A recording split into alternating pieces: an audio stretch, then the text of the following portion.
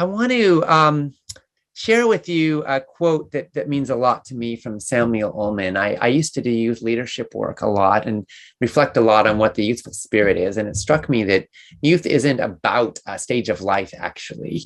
It's about an attitude. And Samuel Ullman said it really well. He said, youth is not a time of life, it's a state of mind. It's not a matter of rosy cheeks and red lips and supple knees. It's a matter of the will, a quality of the imagination, a vigor of the emotions, a freshness of the deep springs of life. Youth means a temperamental predominance of courage over timidity, of an appetite for adventure over a love of ease. This often exists in an adult of 60 more than a youngster of 16, for we do not grow old merely by a number of years. We grow old by deserting our ideals. Years may wrinkle the skin, but to give up enthusiasm wrinkles the soul. Worry, fear, self-distrust bows the heart and turns the spirit back to dust.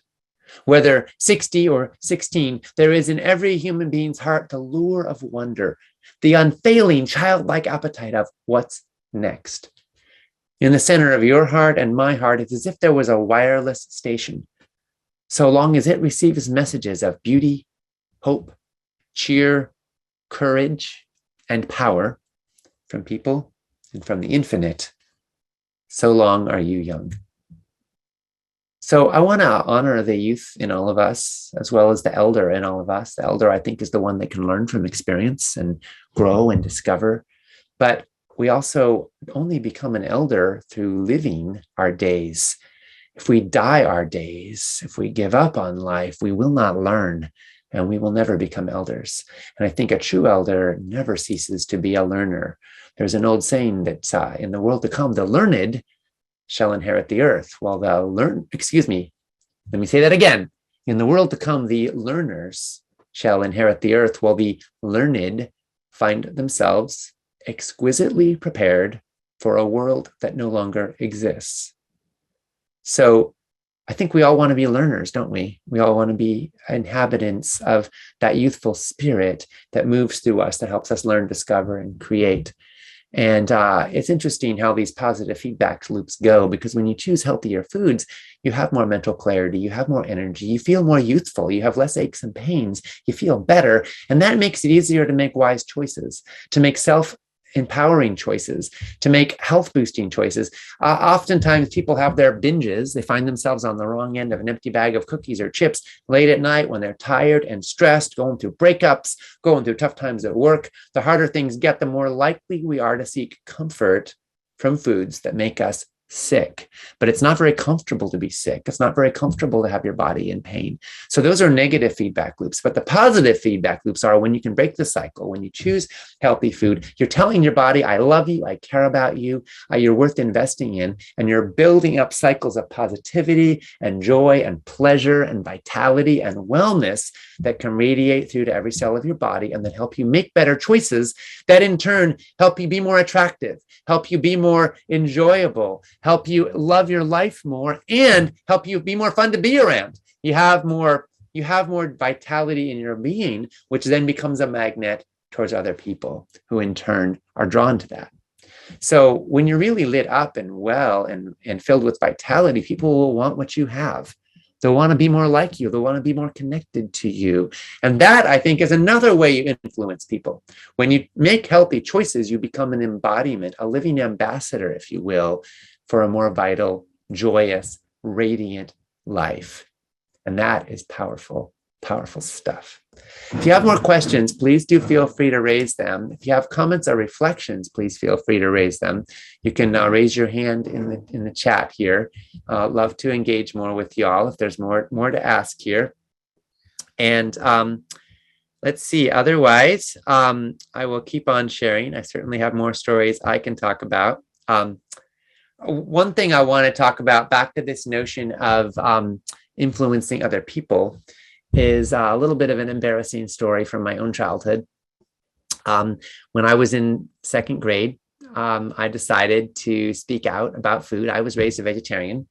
And in second grade, I decided I was going to be an ambassador for that amongst my classmates. And I didn't have the best social skills at the time. So I what I started doing was going through at lunchtime, and my classmates had their Cabbage Patch dolls and Star Wars lunch boxes, and I'd go through the schoolyard and I'd interrogate them about what they were having for lunch, and then I'd kind of shame them. So I had, friends who were like having their roast beef sandwich, and I had asked them if they believed in the death penalty for murder, and if they were aware that that beef came from a cow that had been murdered. And it didn't go over very well. And one day, actually, my friend Damien and I got in a fist fight, and by the end of it, his meat was in the garbage, and I was in the principal's office.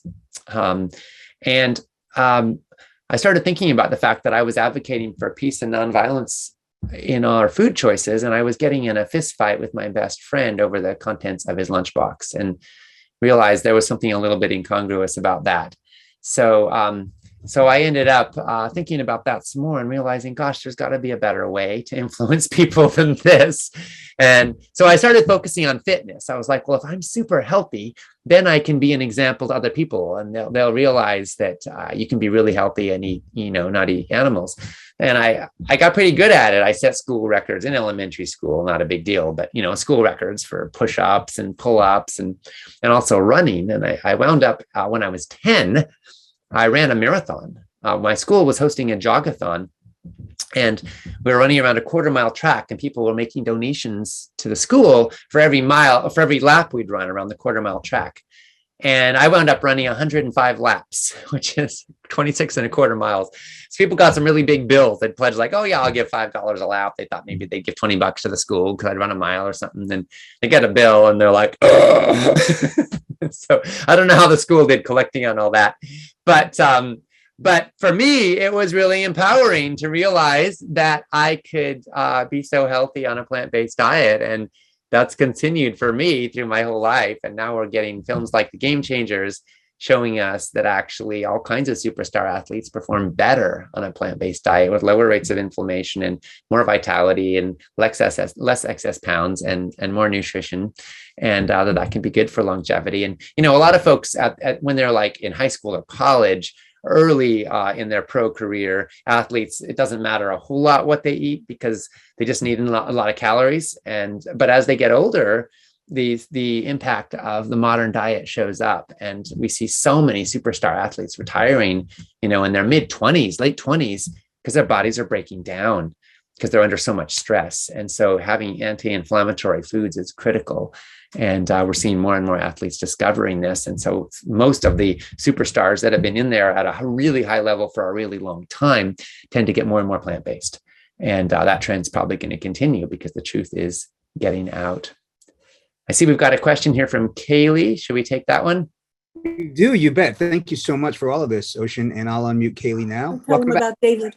Just a minute. Oh God, I don't know if you'll be calling me. I don't know what to do. Hi, Kaylee. We can hear you. Oh, I can't.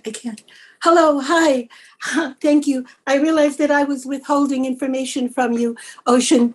And I want to acknowledge your dad fully, because when I read The Diet for a New America to David at 4 years of age, he looked up and he said halfway through, he said, "Mommy, I'm never going to eat anything that had a mommy or daddy again." And as he grew up, he was working for Dr. For True North Health Center, and then he became the scientific advisor for Game Changers, and that's just so much in our family. And it all started with your dad and with Diet for New America. So anybody in the audience who wants to help their children to understand things more clearly, read them. Diet for a New America. Read that for yourself and for your children. Okay. Oh, how fantastic! Thank you, Kaylee. That is a wonderful story. What's your son's name? David Goldman. Okay, fantastic. That's great. Thank you so much. Thank you for your family. Thank you for all of you. Thank you. What a beautiful story. Thank you for letting me share that. Okay. Yeah. Bye-bye. Thank you. Bye-bye. Thank you. Bye. So I think I want to close with a story and a quote for our time together here today. And the story is about a chicken farmer, interestingly enough, by the name of Craig Watts. Craig's from North Carolina. And, his family had been in the chicken business for some time. And When I first learned about Craig, he was running a Purdue associated chicken farm. Farm is a kind of euphemistic term. We should really call it a chicken factory. And 10,000 birds in one barn. A barn is maybe euphemistic too. And the situation was pretty sad. His birds were, and this is typical in the industry, they had less than 1 square foot per bird. And they're all packed together in this massive warehouse. They never see the sun or a blade of grass or touch dirt in their entire lives. They're living on chicken feces. They're not just their own, but from generations before them. The barn was cleaned every couple of years. So multiple generations of birds would live, get fattened up, and die in that barn before they would clean it. And they are bred to be morbidly obese, sort of the equivalent to if a human child was bred to be 600 pounds by the time it's a few months old. And so they fatten up so fast, so unnaturally fast, that they couldn't walk. So they'd be lying there in feces, and they develop sores, and their feathers, they lose feathers, and some of them get very sick. About 5% of the birds would die before they were killed for slaughter. So there's dead bodies and 6 birds all around lying in feces. And, Craig hated doing this, but this is what he was told to do. He was actually, in his contracts with Purdue, was forbidden to let them have any windows open or see sunlight, because that would stimulate activity, which would drive down feed conversion ratio. So this was what he was doing. He felt terrible about it, but he had to make a living, and he felt stuck. And he had huge debts from getting into the business. And so then he sees an ad on TV. Jim Purdue is telling people in this ad, he's saying, we treat our chickens well, and healthy meat comes from healthy chickens, and we believe in doing the right thing. And they show this like super clean barn with no manure and lots of space on the TV ad. And he said, our chickens are happy and they're healthy. And Craig sees this ad, and his blood just starts boiling. And he said, I'm not a psychiatrist or psychologist, but I can tell you these chickens are not happy. And he said, and I'm not a doctor, but I can tell you these chickens are not healthy. So that man is lying about what's happening in my barn and all the other barns out there. And that's not okay. So Craig had enough. So he invited Leah Garces from Compassion in World Farming, now the director of Mercy for Animals, to come in with cameras to film an award-winning Purdue chicken farm, which Craig ran. Won lots of awards for his productivity. And so they came in with cameras and they made a little film. And this is not an undercover investigation. This is a chicken farmer telling people what happens in the industry. And the video went up on YouTube, and it went viral, and it became a national media sensation, and millions of people saw it. And Purdue was not happy. And they summoned Mr. Watts, and they had some conversations, and they penalized him and tried to make it look like he was just a bad apple. Like what was happening there wasn't the standard of practice in the industry. He pointed out that they'd been visiting his farm twice every week, signing off, saying he was doing great. He'd won multiple awards for his excellence in chicken farming. This is the norm, folks. So Craig exposed that truth. After a little while, he and Purdue were not getting along very well. He exited the chicken industry. Now he's growing row crops on his land, and he has become a consultant to help factory farmers transition to more sustainable and healthy livelihoods. Bless Craig Watts for his courage, right?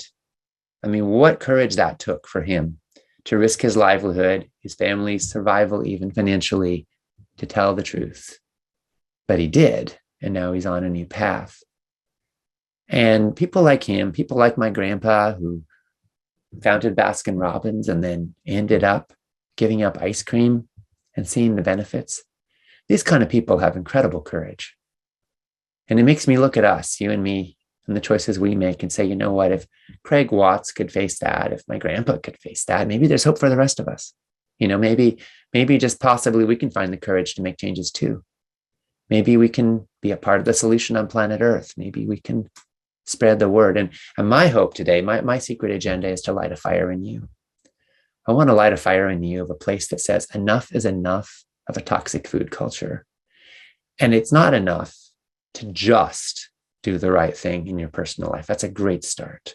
But from there, I want to light a fire in you that sees yourself as a part of a movement that is changing the way we eat, changing the way we process food, changing the way that we relate to food. A movement that says it's time to build a food revolution. It's time to be a part of the solution on planet Earth.